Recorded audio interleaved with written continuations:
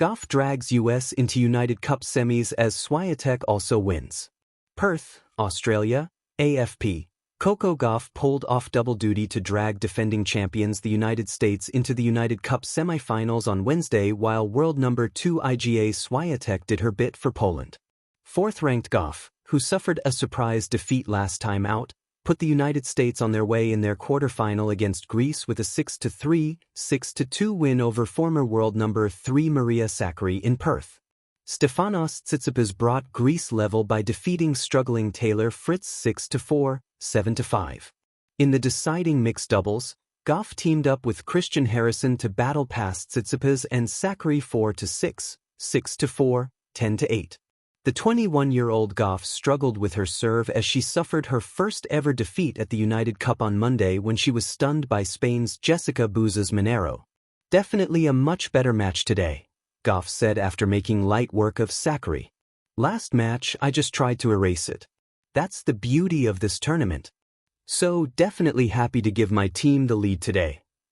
Six-time Grand Slam champion Swiatek beat 97th-ranked Susan Lehmann 6-3, 6-2 in the tie against the Netherlands in Sydney. Hubert Hurkacz, on his way back after being out for 7 months following knee surgery, defeated Tallinn Griekspoor 6-3, 7-6, 7-4, as Poland sealed their last 8 spot. Poland will play hosts Australia, with the winner facing the United States for a place in Sunday's final. The mixed team United Cup features 18 teams and serves as build-up towards the Australian Open, which starts on January 18th. The night did not arrive quietly. It came with a roar stitched from sneakers squealing on acrylic, flags rippling like restless thoughts, and a crowd that understood, before the scoreboards did, that something decisive was underway. In the United Cup, where nations wear their hopes on the backs of young shoulders, Coco Gauff took the weight and ran with it. She did not look back. There are players who ease into matches, testing the temperature of the air, the bounce of the ball, the intentions of the opponent. Gauff, on this night, played like a door flung open.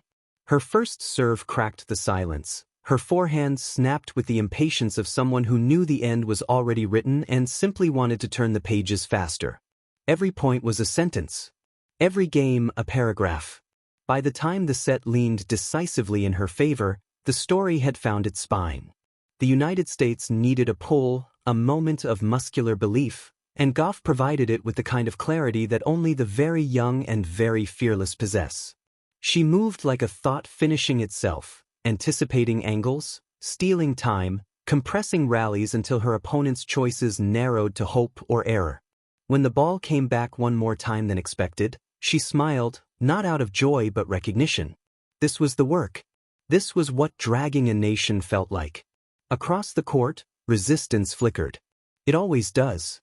Tennis is a game of dignity even in defeat, and there were points carved with craft and courage, moments when the crowd inhaled sharply, when the U.S. bench leaned forward in unison. But momentum, once claimed, is jealous. Gauff guarded it with foot speed and nerve. She served wide when the moment asked for bravery, down the tee when it demanded cruelty. She closed the door with a volley that landed like punctuation. The celebration was brief, just a raised fist, a glance to the stands, the acknowledgement of a job done but not completed. This was a team competition after all. The night still had more to say. Earlier, or perhaps elsewhere in the same long breath of competition, IGA Swiatek had done what she does with a consistency that borders on the elemental. She won. Not loudly, not theatrically, but with a thoroughness that felt almost geological. Swiatek's tennis is not an argument, it is a demonstration. She constructs points the way an engineer builds bridges. Load-bearing, precise, inevitable. Watching her play is to understand control as an art form. Her footwork traced quiet circles around the baseline, her topspin forehand climbed and dipped like a lesson repeated until learned. Where others search for confidence, Swiatek seems to arrive with it already folded into her bag. She pressed forward when the opening appeared, retreated when patience was required, and turned defense into offense with a flick of the wrist that looked casual until the ball landed exactly where it was not wanted. Her victory mattered not just for the scoreboard but for the balance of the competition itself. In a tournament built on contrasts, Men and women, singles and doubles, individual brilliance braided into national identity. Swiatek's win was a reminder that excellence can be both singular and shared. She carried Poland forward with the calm authority of someone who has learned how to win without announcing it. And so the day arranged itself into a kind of symmetry: Gauff's electricity, Swiatek's composure. Youthful force and refined control. Two wins that felt different in texture but equal in weight. Back with the U.S. team, the atmosphere shifted from tension to momentum. Players exchanged nods that meant more than words. Coaches spoke softly, as if volume might jinx the rhythm. The semis were no longer an aspiration, they were a destination with a date attached. Gauff sat with a towel over her shoulders, eyes following the next match, already half elsewhere. Champions, even emerging ones, are always a point ahead in their minds.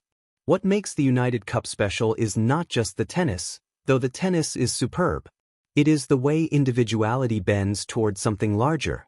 Gauff's win was hers, earned with sweat, strategy, and a refusal to blink, but it was also America's. The fist pump belonged to the team. The roar belonged to the flag stitched onto her chest. Swiatek's triumph carried a similar echo. For all her personal accolades, there was something subtly different in how she received the applause, how she acknowledged her teammates. The smile lingered a second longer, the handshake seemed warmer. Winning for oneself is a skill. Winning for others is a responsibility. As the lights cooled and the courts emptied, the day left behind more than results. It left an impression of where the sport is heading. Gauff, still writing the opening chapters of her career, already understands the grammar of belief. Swiatek, further along the arc, shows how mastery matures without dulling its edge. Together, on the same day, they offered a study in contrast and convergence. The semifinals now wait, heavy with promise. For the United States, there is confidence sharpened by proof. For Poland, there is steadiness reinforced by expectation. Tennis will, as always, pretend that the next match is a blank page. But nights like this leave ink in the margins. Gauff dragged the U.S. forward not by force alone, but by conviction, the kind that spreads from racket to crowd to teammate until resistance feels futile. Swiatek won because winning is her language, spoken fluently, without accent or apology. And somewhere between those two performances, the United Cup found its pulse, fast, global, unapologetically alive.